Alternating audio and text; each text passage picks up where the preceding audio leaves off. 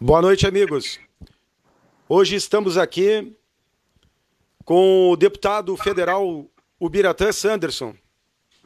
É o vice-líder do governo na Câmara, é o coordenador gaúcho na Frente Parlamentar de Segurança Pública, é gaúcho de Erechim, fez 88.559 votos, reservista do Exército, oficial do Exército R2, policial federal, e inúmeras qualidades aí e adjetivos para qualificar esse nosso grande cidadão gaúcho aí. Boa noite, deputado. Boa noite, Paulo César Krambeck, nossos valorosos ouvintes e assistentes aqui ligados às redes sociais do Tenente Krambeck. Cumprimento a todos aí de Tramandaí, Litoral Norte. Aí temos grandes parceiros e amigos. E agora, poder conversar com vocês. Ontem nós tentamos fazer a conexão e acabou por uma falha técnica que nós não conseguimos. Hoje, acabamos de encerrar a votação lá na Câmara. Eu me desloquei rapidamente aqui para casa para poder fazer essa conexão que eu reputo como muito importante, porque, afinal de contas, esse litoral norte, gaúcho, Tramandaí, Imbé, Capão da Canoa, até Torres, é quase que um estado dentro do estado do Rio Grande do Sul, tem grandes qualidades econômicas, qualidades turísticas, qualidades também na agricultura, no agronegócio. Aí tem inúmeros agronegócios importantes.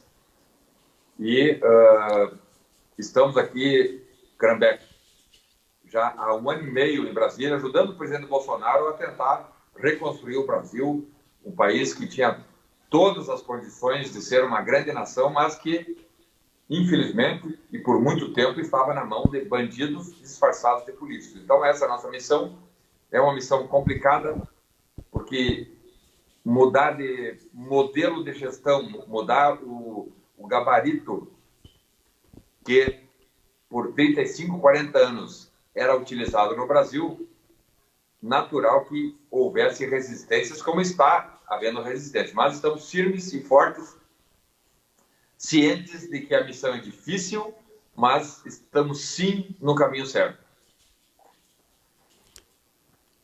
É isso aí, deputado. Nós aqui também somos o escudo e a espada do Bolsonaro.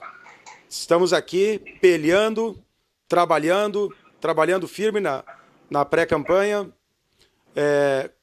Gostaria de fazer uma pergunta para o senhor aí, até para os nossos internautas aqui de Tramandaí, lhe conhecerem um pouco mais. Como é que o senhor entrou na política? Por que o senhor entrou na política?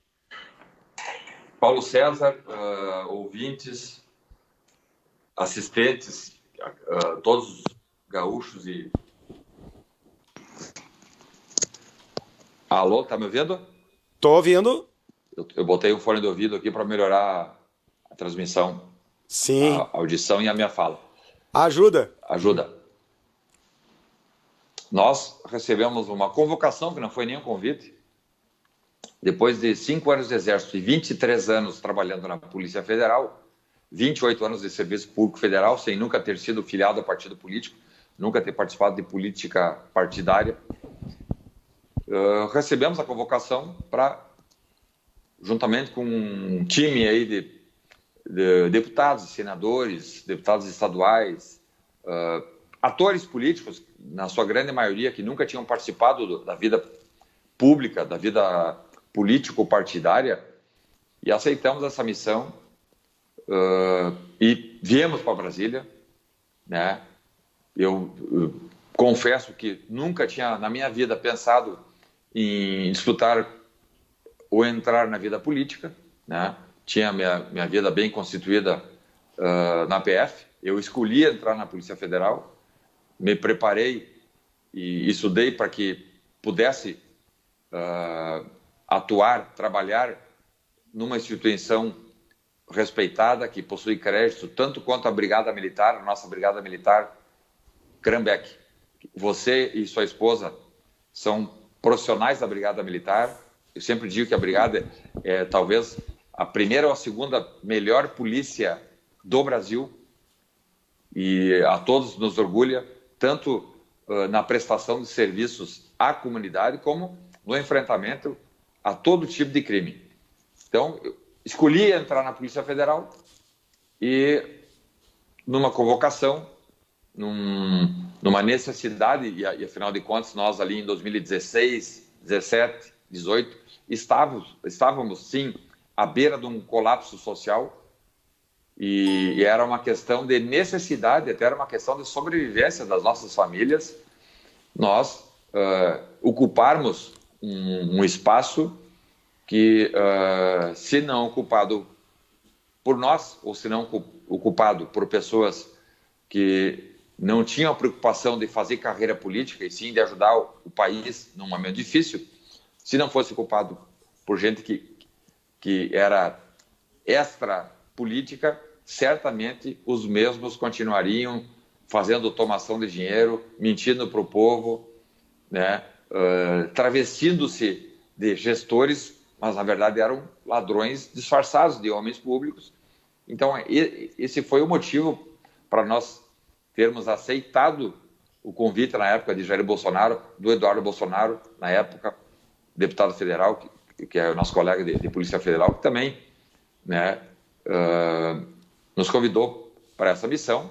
E aí a Federação Nacional dos Policiais Federais fez uma frente dos agentes federais e lançou vários policiais federais, Brasil afora, a candidaturas à Câmara Federal. Atingimos, então, 88 mil votos, chegamos aqui em Brasília e estamos trabalhando duro, né? Recebi o convite, meados do ano passado, para atuar na liderança do governo, convite feito pelo próprio presidente Bolsonaro, e muito me honrou esse convite, porque eu sou o único parlamentar gaúcho a atuar na liderança do governo Bolsonaro no Congresso Nacional.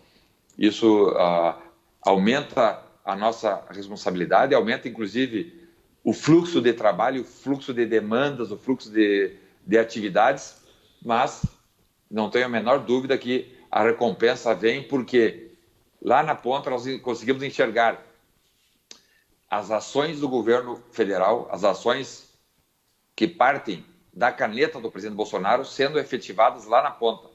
E claro, agora fomos abatidos, Paulo, por alguns chamam de meteoro, mas acho que é mais ou menos isso, um meteoro que abateu o planeta. Estamos aí há 4 meses quarentenados, fechados, com a economia praticamente parada, com uma crise de saúde pública que já matou milhares de pessoas mundo afora. O Brasil não é diferente. Nós temos 210 milhões de habitantes, lamentamos mais de 40 mil mortos pelo Covid-19 e lamentamos, repito, o próprio governo Bolsonaro e nós lamentamos cada uma das mortes. E estamos trabalhando duramente para que essas mortes sejam minimizadas, ao mesmo tempo que estamos também trabalhando muito firme e convictos para mantermos a economia nacional, a economia gaúcha, viva e em condições de reação. Essa, então, Paulo, é a nossa missão aqui em Brasília, né? Representar não só os gaúchos, representar o povo brasileiro que estava cansado de ser enganado, cansado de trabalhar 4, 5 meses por ano para pagar impostos e não ter nada em troca.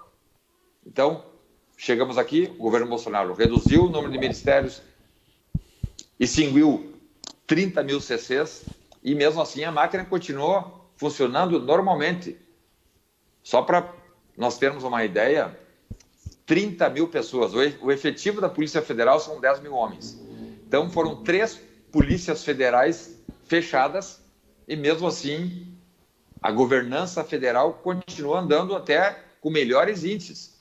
As estatais brasileiras, sim, são mais de 100 estatais que o governo federal possui. Eu sou um crítico disso, porque acho que o Estado tem que se dedicar à prestação de serviços de saúde, de educação e de segurança pública. mas isso é um outro tema que nós podemos discutir outro dia. Mas o fato é que, mesmo com o corte de 30 mil cargos de confiança, de funções públicas, o Brasil melhorou seus índices. Várias estatais que vinham no prego, vinham dando prejuízo ao Tesouro Nacional, ano passado foram lucrativas. A prova maior é a Petrobras, que num ano deu quase 30 bilhões de reais de lucro, quando nos últimos 4 anos o prejuízo era de mais de 100 bi. Então, essa é a nossa pequena contribuição aqui. Krambeck, sei que tu tem uma missão aí pesada, árdua. Muito mais fácil seria tu ficar na Brigada Militar, tua esposa também é policial militar, curtindo, trabalhando com os teus amigos e curtindo a família. Mas, muitas vezes, nós somos convocados, nós somos resgatados ou chamados a uma missão, que é o teu caso. Aí tu foi chamado pela sociedade de Tramandaí, do Litoral Norte, a emprestar a tua disposição, emprestar a tua honradez, a tua decência em favor da população de Tramandaí. Terás o nosso apoio, terá o meu apoio, terá o apoio do governo Bolsonaro, e porque depender de nós aqui em Brasília, a população de Tramandaí, o município de Tramandaí, tendo você à frente da prefeitura, se Deus quiser, isso quem decidirá a população brasileira, a população de Tramandaí, né, que vai decidir se quer contar com alguém novo na política, que alguém que não quer fazer carreira política, mas quer ali emprestar a sua disposição. Eu acho que Tramandaí, sim, terá muito a ganhar, e estaremos aí emprestando e hipotecando apoio ao teu currículo e à tua vida pregressa de sucesso na Brigada Militar, que tenho certeza será também vitoriosa à frente da Prefeitura de Tramandaí. Obrigado pelas palavras, deputado. É assim, eu costumo dizer que eu não sou político, eu estou político para ajudar o nosso povo aqui como pré-candidato de Tramandaí. Perfeito. E a vontade do povo é soberana. Mas, deputado, o senhor não tem ideia do trabalho que o senhor está fazendo aí. E chega para nós aí os inúmeros projetos, 62 projetos, 59 relatorias, 255 propostas legislativas e 12 comissões. É muito trabalho. Deputado, como é que é o dia a dia do deputado para aprovar um projeto? É fácil, é difícil? Para a gente entender um pouco aqui. A Câmara Federal funciona com 513 deputados. Sobre isso aí também um dia nós podemos conversar, Krambeck, porque poderia muito bem diminuir-se em 50% o número de deputados e o processo legislativo teria a mesma qualidade, a mesma qualificação. Mas são 513 deputados que atuam primeiramente nas comissões. São mais de 30 comissões temáticas: Comissão de Segurança Pública, Comissão de Constituição e Justiça, Comissão de Agricultura, de Transportes, Comissão de Integração Nacional, de Direitos Humanos, de Ciência e Tecnologia, de Cultura, enfim. São mais de 30 comissões temáticas permanentes. E também tem as comissões temporárias, como, por exemplo, as CPIs, Comissões Parlamentares de Inquérito. Uma delas, no ano passado, que foi a CPI do BNDES, eu tive a oportunidade de atuar, fui vice-presidente da CPI do BNDES, onde ali descobrimos, em 6 meses de investigação feita pela comissão, pelos deputados, descobrimos ali um desvio bilionário do BNDES no período de 2003 a 2015, sempre no governo do PT, de Lula Dilma. Então, os projetos apresentados passam e tramitam primeiramente nas comissões. Das comissões, dependendo do projeto, elas tramitam em 3 ou 4 comissões, sempre passando pela CCJ, do qual eu também sou membro, Comissão de Constituição e Justiça. Constituição e Justiça. E a partir do processamento detalhado das comissões, o projeto então fica pronto para ir a plenário. Um projeto para ficar pronto e ir a plenário leva, em média, 2 anos. O processo legislativo é como se fosse um processo judicial, Paulo, que tu apresenta lá a denúncia, A denúncia é o projeto. Tu apresenta a denúncia no crime. Apresenta a denúncia, o promotor apresenta a denúncia é aceita pelo juiz e aí inicia o processo. Aí vão ter as oitivas, colheita de provas, apresentação de defesa, de contraditório, de réplica, tréplica, alegações finais, enfim, até que o processo chega na fase de sentença. A fase de sentença do processo legislativo é o plenário. Ali, o projeto vai ser sentenciado. Alguns apenas chegam à sentença, porque vários outros, no meio do caminho, por uma série de razões, vão sendo arquivados. Ou porque são condicionais, ou porque não foram aprovados nas comissões, porque eles têm que ser aprovados em todas as comissões para chegar no plenário. Então, nós já temos aí, dos 62 projetos, uma dúzia de projetos nossos que já foram aprovados nas comissões. Claro que daí nós entramos no recesso, do recesso começou o coronavírus, aí todas as comissões foram suspensas. Nenhuma comissão aqui na Câmara Federal está em funcionamento. Então, a atividade legislativa da Câmara hoje resume-se à votação de medidas provisórias encaminhadas pelo governo federal para justamente enfrentar o coronavírus, né? Mas assim que forem retomados os trabalhos das comissões, nós esperamos aí, temos projetos importantes, seja para a segurança pública, seja para a agricultura, para a indústria, para a educação, para o corte de gastos públicos em uma série de processos. Aí nós identificamos gastos elevados e desnecessários que nós precisamos carreá-los. Não é cortar gasto por dinheiro sumir, né? É cortar gasto de setores e segmentos que gastam sem razão e colocar esses investimentos na segurança pública, na educação e na saúde, que são os 3 serviços públicos essenciais de qualquer Estado, e o Estado brasileiro também conta com esse tripé de serviços públicos que tem que ser prestigiado. É isso aí, deputado. Uma coisa, deputado, também, né? O Bolsonaro, ele veio para romper esse ciclo vicioso, né, de corrupção. Ele veio para romper essa barreira. É verdade. Né? Fazer uma política correta. É difícil, olha. Tem sido difícil. Não é fácil. Não é fácil, tem sido difícil. Mas a gente continua acreditando no nosso presidente. Claro. Temos certeza que a gente vai vencer esse vírus que, aliás, o governo investiu 115 bilhões no combate ao Covid, em diversas frentes. É verdade. Né? Então, assim, a gente é muito esperançoso. O Brasil vai crescer, vai voltar a crescer. E a gente tem certeza disso. Nós estávamos, não fosse a crise da pandemia, Paulo, nós estávamos crescendo ano passado, com todas as dificuldades, crescemos 1 ponto percentual no PIB. Quando a Argentina decresceu quase 5%, o Chile decresceu, o México decresceu, todos os países da América do Sul praticamente não tiveram nem 0,1%. E o Brasil conseguiu crescer 1 ponto percentual, diminuindo em 1 milhão de desempregados. Foram gerados no ano passado 900 e poucos mil empregos novos.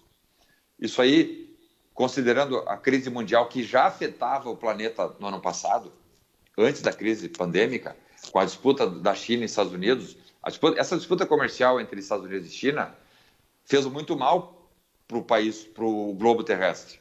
E o Brasil acabou, dentro dessas dificuldades, conseguindo ocupar um espaço dentro do comércio exterior, porque produtor de alimentos, conseguiu enviar alimentos excedentes, que não eram consumidos aqui no Brasil, excedentes da agricultura, foram enviados para a própria China, para a Europa e também para os Estados Unidos. Então, de certo modo, essa disputa entre Estados Unidos e China, que já ocorria desde 2018, serviu também para que o Brasil conseguisse, primeiro, estancar aquela linha decrescente no seu PIB, a economia brasileira. Nós vimos aí 2015, 16, 17, 18, vinha muito mal. E em 2019, além de parar de cair, nós conseguimos crescer 1 ponto percentual, o que indicava, sim, que nós estávamos no caminho certo e que nós estamos ainda no caminho certo. Agora, com uma crise de pandemia, num país com 210 milhões de habitantes, onde o sistema de saúde público, mesmo sendo um sistema de saúde universal, que atende a todos, é um sistema que carece de muito investimento ainda. Então, vários hospitais, por exemplo, não tinham um único respirador. São algo em torno de 6 mil hospitais no Brasil. Centenas de hospitais não tinham sequer um respirador e sequer um leito de UTI. Então, vejam as dificuldades que nós tínhamos que enfrentar isso há 3 meses atrás. Então, foram estruturados, todos os hospitais hoje possuem respiradores, todos os hospitais possuem leitos de UTI, o que permite, sim, o atendimento necessário. Claro que ainda há muita dificuldade, sim, há muita dificuldade, mas já temos um atendimento mínimo necessário para que,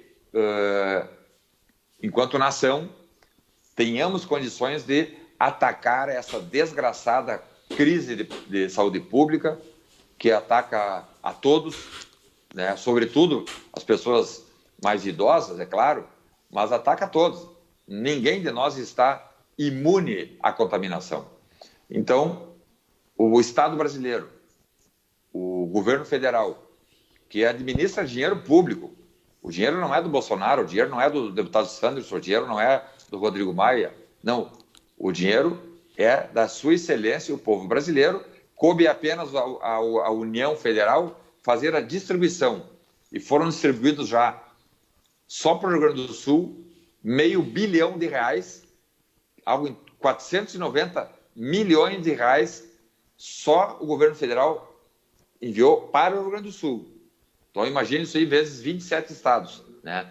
Então, foi um esforço orçamentário e financeiro muito grande, colocando dinheiro público em vários setores, tanto da saúde pública, como também para ajudar pessoas que estão desempregadas, vulneráveis, vendedores autônomos, vendedores ambulantes que não têm de onde tirar dinheiro nem para se alimentar, ajuda a microempregos, microempresários, ajuda a pequenos empresários, a médios empresários. Então, esse conjunto de ações governamentais resultou num investimento de algo em torno de 340 bilhões de reais. E tu tirar, numa vez só, do Caixa da União, do Tesouro Nacional, 300 bilhões de reais, é algo que qualquer economia do mundo sentiria, como nós, infelizmente, vamos ali na frente sofrer, né? Por isso a necessidade de nós, no pós-crise, termos a noção de gastarmos enquanto brasileiros, até enquanto entes federados, municípios, estados e a União, gastarmos o estritamente necessário. Dá para cortar viagens, dá para cortar passagem aérea, dá para cortar diária, tudo que puder. Nós não vamos viver numa normalidade econômica no próximo ano. Nós vamos viver num regime de recuperação econômica no próximo ano. Mas, com todas as dificuldades, Paulo, nós temos agora já confirmado para 2020 um processo eleitoral que vai escolher aí 5.500 prefeitos, milhares de vereadores, e são esses homens públicos, né, que decidirão o futuro do Brasil, porque afinal de contas é um jargão, mas isso aí é uma verdade. O cidadão brasileiro mora no município, ele não mora na União. A União é um estado de ficção que existe para bem administrar e fazer a integração dos 5.500 municípios. Mas o cidadão mora, vive, tem atividade no município. Então, escolhermos bem vereadores, escolhermos bem prefeitos dos municípios será fundamental. Eu diria até, Paulo, será decisivo para o futuro das nossas famílias, o futuro dos nossos filhos. De nada adianta tu ter um presidente bom, tu ter um conjunto de ministros bons, ter um parlamento bom. Não estou dizendo que o nosso parlamento é bom, estou dizendo a título de hipótese.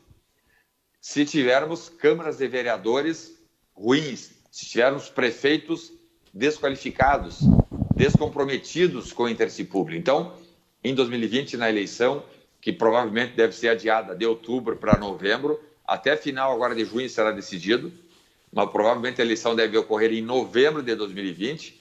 Teremos aí uma responsabilidade gigantesca e hoje não há mais espaço para errar. Não tem mais desculpa para errarmos, escolhermos mal os nossos agentes públicos municipais. Porque se eu estou em Tramandaí, né, aí Tramandaí vai ter, por exemplo, 10 candidatos a prefeitos, 100 candidatos a vereadores. A maioria da população brasileira hoje tem condições, tem acesso à informática. Bota lá no Google o nome do sujeito. Paulo César Crambach. Aí vai aparecer do que ele trabalha, do que se alimenta, do que o que ele fez para a sua comunidade, né? Isso tu consegue construir, então, a nível de Brasil, fazendo aí uma multiplicação por 5.500 municípios, tu consegue fazer, sim, uma boa escolha. Sempre vai ter alguém decente, honesto, dedicado e qualificado no município para levar adiante as medidas e as ações de políticas públicas. Então, não há mais espaço para erro, né? Colocar lá para ser vereador, para ser prefeito, alguém que já foi preso, alguém que bate na mulher, alguém que não paga a conta, alguém que final de semana enche os cornos de cachaça e sai fazer arruaça na rua, alguém que já passou a perna no comércio local. Não tem mais espaço para isso. Nós temos ferramentas que permitem fazer essa escolha de forma qualificada e as eleições de 2018 foram prova disso. Vários deputados, o próprio presidente Bolsonaro atingiu o Palácio do Planalto gastando 2 milhões de reais numa campanha nacional sem praticamente tempo de TV. Ele tinha 8 segundos de tempo de TV. E então, hoje sim, com redes sociais, temos todas as condições de escolhermos pessoas honestas, isso é o principal. Por que eu digo que é o principal? Porque o agente político, ele tem que ser honesto em primeiro lugar. E honesto é o básico, né, deputado? Básico ser honesto. Ele tem que ser honesto. Não, mas o fulano é ladrão, é corrupto, mas ele é um cara, ele é bom gestor. Isso aí é papo de lacaio, é papo de bandido que quer tomar dinheiro do povo. Então, a pessoa tem que ser, em primeiro lugar, honesta, e aí depois, mas é honesto, mas ele não tem tantas qualidades de gestor. Ele não precisa ser gestor com experiência. Ele tem que ser um homem decente, honesto, que não vai trair aqueles que o elegeram para ser o chefe político do município. E aí ele vai ter lá os gestores, os técnicos, os concursados da prefeitura, os municípios. Isso vale também para o governo federal. O Jair Bolsonaro não entende nada, como eu também não. O Jair Bolsonaro não entende coisa nenhuma de economia. Mas ele trouxe um economista, Paulo Guedes, para fazer a gestão da economia. Ele não entende coisa nenhuma de fazer asfalto, de construir ponte. Aí ele botou lá no Ministério da Infraestrutura um engenheiro do IME, o Tarcísio, né? O Tarcísio não recebeu nem um voto. Paulo Guedes não recebeu um voto, não é político. Né? Exatamente, né, deputado? Então é o tecnicismo. Esse é o nosso desafio. E vamos, sim, firmes e fortes, com a decência, a honestidade e a honradez, em primeiro lugar. Porque tu tendo um homem público honesto, tudo o resto se resolve. É verdade, deputado. Assim a gente pretende seguir essa linha, né? A gente sabe que o político hoje ele não pode errar. Se ele errar, ele vai ser punido no voto lá na frente. A gente tem que fazer a política correta. A propósito disso, quero agradecer as emendas parlamentares que vieram para o nosso hospital aqui de Tramandaí. E foi o senhor que trouxe essas emendas parlamentares. Foi possível através do senhor. Também quero agradecer a questão da ponte ali de Tramandaí, Imbé, da execução do projeto, que o senhor nos ajudou a levar o ofício e o conhecimento do ministro Rogério Marinho, o Ministério do Desenvolvimento Regional, Então a gente agradece muito. O povo de Tramandaí é grato ao senhor por essa ajuda que o senhor nos deu aí. É mais que uma obrigação nossa, né, Paulo? Porque a demanda do hospital foi trazida até nós aqui no gabinete pelo meu grande amigo Jason Silveira, o PQD, que nos ajudou lá na campanha, tanto do presidente Bolsonaro como na minha campanha de deputado federal, e o Jason apresentou essa demanda, dizendo, Tramandaí precisa de um apoio à saúde pública do município. Buscamos junto ao Ministério da Saúde e conseguimos entregar essa ajuda. Buscou também, e conseguimos encaminhar, ajuda para a Delegacia de Polícia e também para a Brigada Militar de Tramandaí.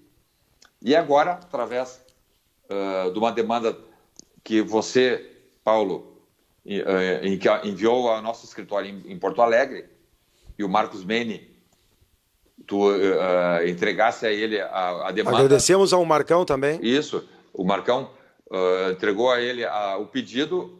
Naquela noite mesmo ele já me passou, eu já passei para a assessoria, que já elaborou o pedido. No outro dia de manhã fiz contato com o ministro Rogério Marinho, que como até eu comentei contigo, muitas vezes, até porque pela agenda, pelo fluxo, pelas demandas que os ministros possuem, demora-se uma semana, 2 semanas, às vezes um mês para conseguir uma agenda com o ministro. Mas, considerando que era uma demanda importante, que eu conheço, inclusive, porque o meu sogro teve casa em Imbé, próximo ali da ponte, 500 metros para dentro da ponte, passando a ponte que liga Tramandaí e Imbé, então eu conheço bem aquele local, sabia da necessidade, e aí, pela minha atuação na liderança do governo, naquele mesmo dia, à noite, no início da noite, estivemos lá no Ministério do Desenvolvimento Regional, além de conversarmos com o ministro Rogério Marinho, conversamos com a chefe de gabinete dele, que já está se empenhando, inclusive, para que o projeto, na ordem de 2 milhões, 3 milhões de reais, o projeto de engenharia seja finalizado, e nós, se Deus quiser, vamos ainda... Claro que essa coronavírus aí, essa crise acabou estorvando, atrapalhando muito os nossos planos. Mas nós esperamos ainda, no mandato do presidente Bolsonaro, entregarmos essa ponte nova aí, ligando Tramandaí e Imbé, e se Deus quiser, com o tenente Paulo César Krambeck e seus apoiadores aí, o Jason PQD vai ser nosso vereador, se Deus quiser, em Tramandaí, e nós estaremos aí em Tramandaí fazendo a inauguração de uma ponte que há muitos anos é solicitada, é exigida da comunidade, e nós, se depender da nossa disposição, né, e vimos que não é uma ponte muito extensa. Eu recebi aqui, ano passado, o projeto da ponte que liga San Xavier, na Argentina, a Porto Xavier, no Rio Grande do Sul. É uma ponte que atravessa todo o Rio Uruguai. É uma ponte gigante, né, que vai custar 150 milhões de reais. Levamos o projeto lá para o ministro Tarcísio Gomes de Freitas, porque é uma ponte internacional, diferente da ponte que liga Imbé, Tramandaí, que é uma ponte local, é uma ponte intramunicípio. Sim. Mas responsabilidade do Dyer. Mas temos condições, sim. Não é uma ponte que exija muito orçamento público. Vamos trabalhar para que essa ponte seja inaugurada no menor prazo possível. Obrigado, deputado.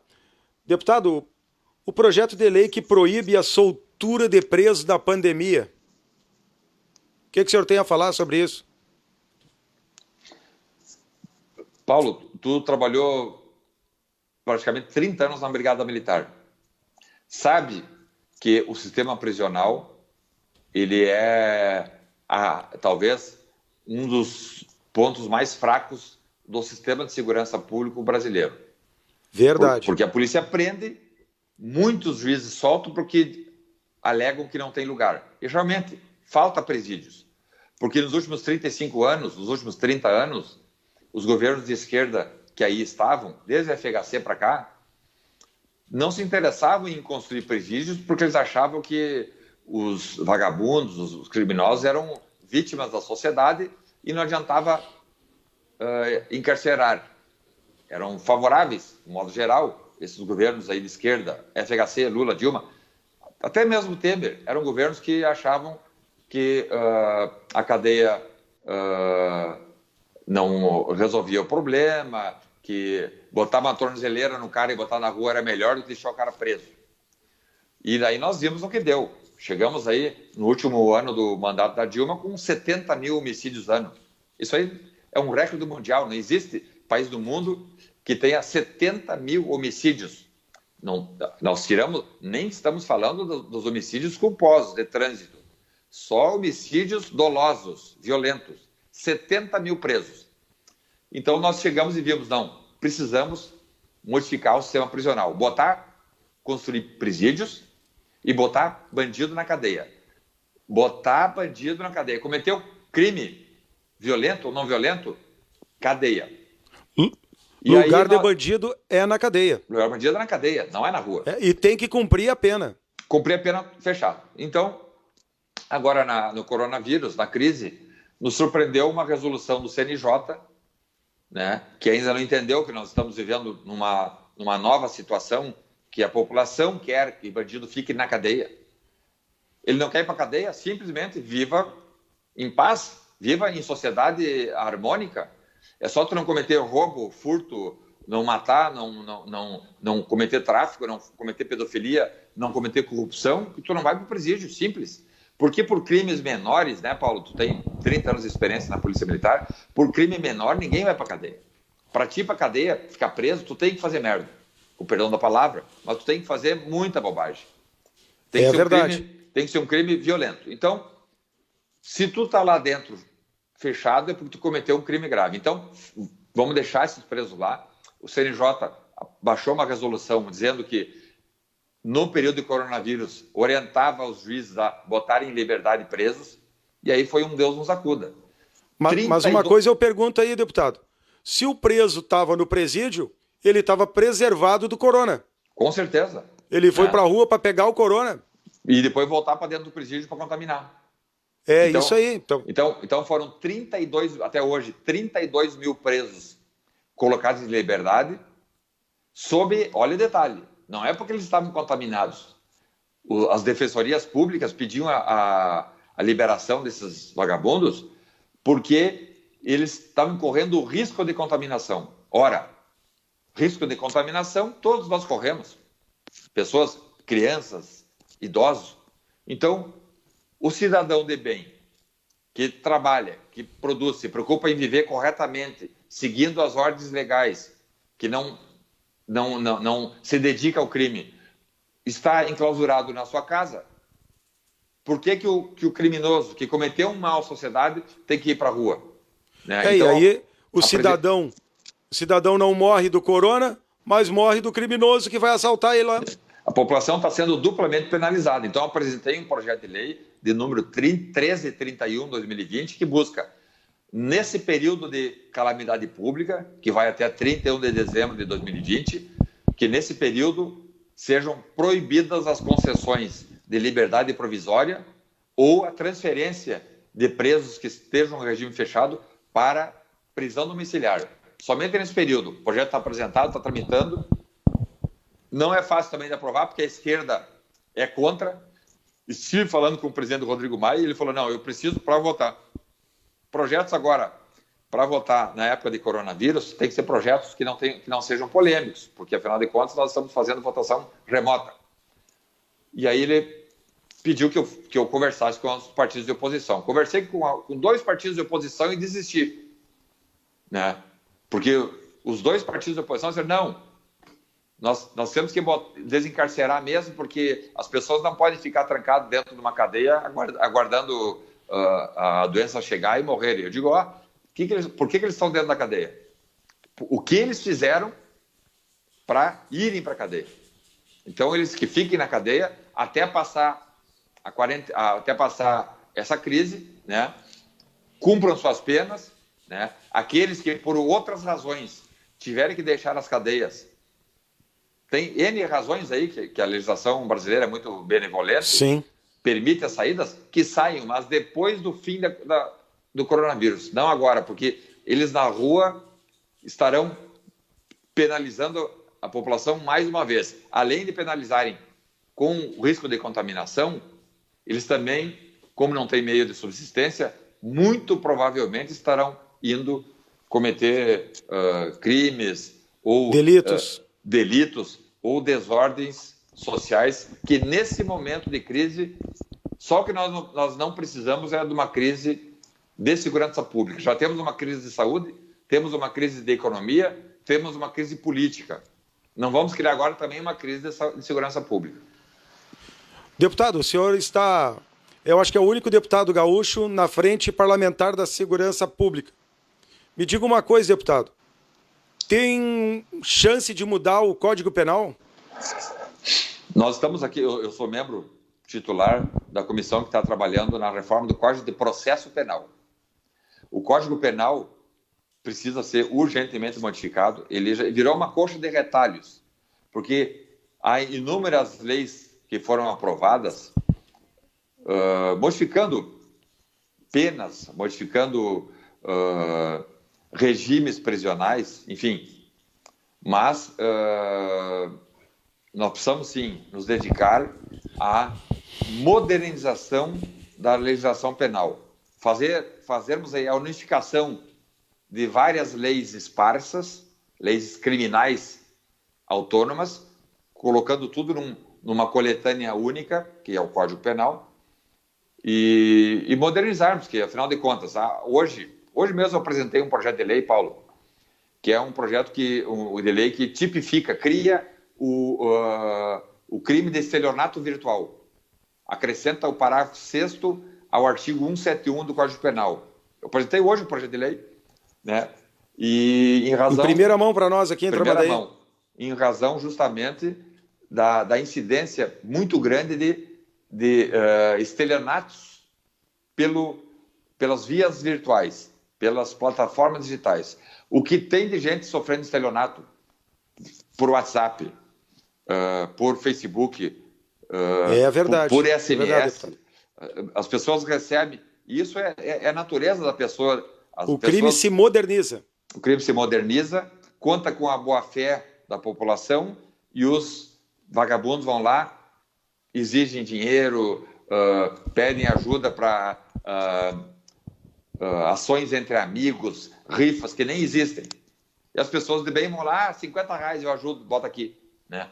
Então, esses estelionatos virtuais precisam ser tipificados. Apresentei o projeto de lei hoje, acrescentando mais um dispositivo. Veja o que nós acabamos de falar. O Código Penal acabou virando uma coxa de retalhos, né? Mas, como nós precisamos fazer essa modernização o quanto antes, até lá, hoje apresentei um projeto criando o tipo de estelionato virtual. Muito bom, deputado. Muito bom. Em primeira mão aqui para Tramandaí. Primeira mão foi a notícia dessa modificação. Agora à tarde. Do artigo 171 aí. Acrescenta o parágrafo 6º ao artigo 171. Muito bem, deputado. Deputado, eu quero que o senhor faça as suas considerações finais aí. Não, Paulo Krambeck, eu agradeço a oportunidade.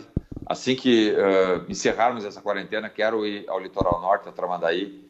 Temos aí inúmeros parceiros, como eu já citei, você, Tenente Krambeck, tua esposa, Luciana Krambeck, Jason PQD, nosso apoiador, o Marcelo, o Paulinho, que tem o Carrossauro aí em Tramandaí, inúmeros amigos, parceiros que temos aí no Litoral Norte.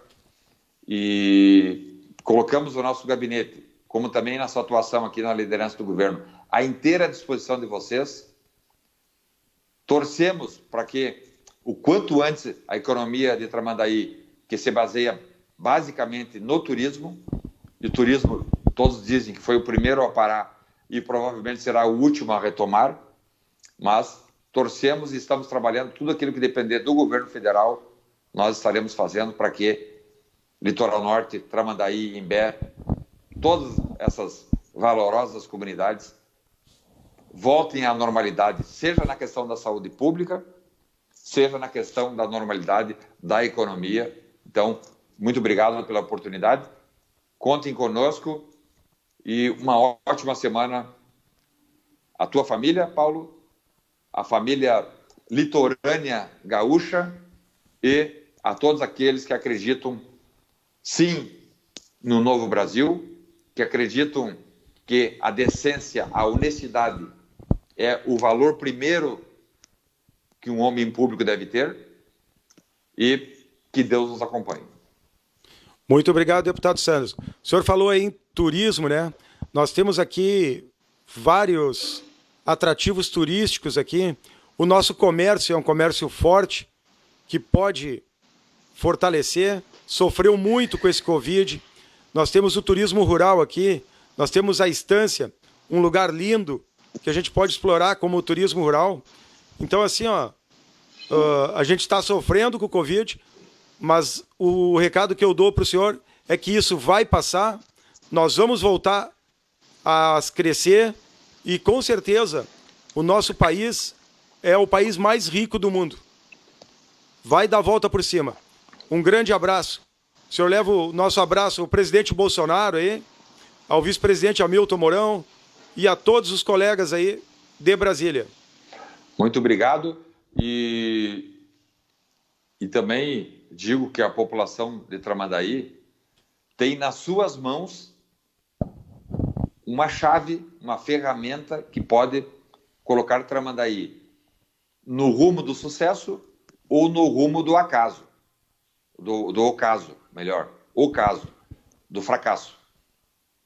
Está na mão da população de Tramandaí, né? E sorte de Tramandaí de ter alguém como você, que coloca seu nome à disposição, vai praticamente num encargo, numa ação de entrega à sua comunidade, porque tu nem precisa disso, mas a consciência, a responsabilidade da população de Tramandaí e de todo o litoral norte é muito grande.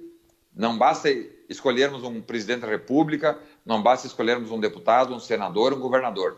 Nós precisamos estar sempre atentos e escolhermos com toda a dedicação e com toda a atenção os nossos homens públicos dos municípios, porque, como eu disse, os cidadãos vivem nos municípios e são os municípios que podem transformar um país numa grande nação ou numa nação de bananas. Muito obrigado, deputado Sanderson. Estamos aí encerrando a nossa live aí com o deputado Biratã Sanderson, vice-líder do governo na Câmara, único gaúcho na frente parlamentar da segurança pública. Um grande abraço para o senhor, muitas felicidades e que o nosso Brasil retome o crescimento. Um abraço. Grande abraço a todos aí de Brasília. Obrigado. Igualmente para vocês.